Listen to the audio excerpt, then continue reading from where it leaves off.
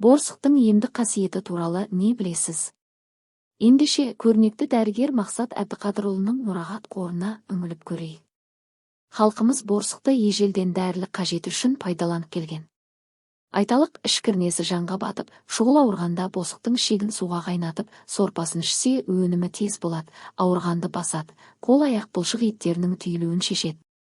Буынның жел құз қоздырған ауруларына, нәрестелердің қара желден болатын іш кебуіне, балалар шетпесіне борсықтың терісін отқа қыздырып, май жағып, ауырған жерге немесе нәрестелердің кіндік бөліміне таңады. 2-3 сағаттан соң борсықтың терісін тартқан жердің ауырғаны білінеді. Осы кезде теріні алып тастау қажет, суық тегізіп алудан сақтанған жөн. Асқазанның қара желден кебуіне борсықтың жұмыршағын асқазанның сыртынан таңып, үстінен жылу өткізсе желді айдап, кеуіп тұрған ішті босатады, ауырғанды басады. Көкжөтелге борсық өтінен мәлім мөлшерде алып, ақ қантқа тамызып жегізсе өнімі жақсы болады. Борсықтың тұмсық қанының да өзіндік емдік қасиеті бар. Тірі борсықты буындырып тұрып мұрын ұшынан жуанырақ бізбен кеужірдің ортасындағы шершеуді бойлатып сұққанда мөлшермен мұрыннан бір қасық қызыл қан шығады.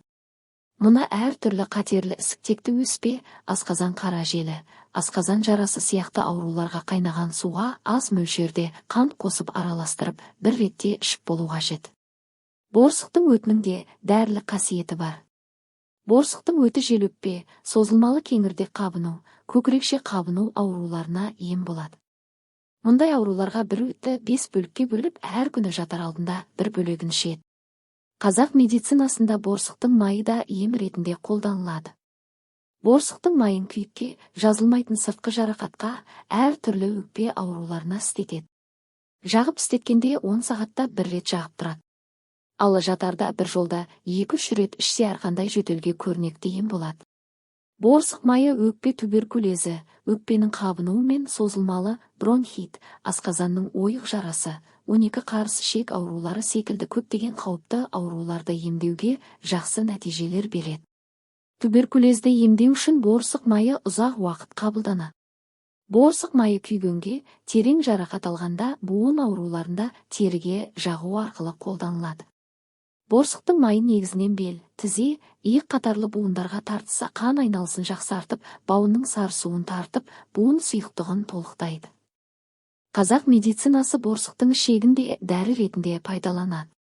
Борсықтың ішегін 3-ке бөліп қайнатып, әр бөлігін 3 күннен жиыны 9 күн тосап жасап ішкенде, асқазан қара желін емдеп, көк бауырдың қан айналысын жақсартып, ісінуді, жалақ жараларды жазады.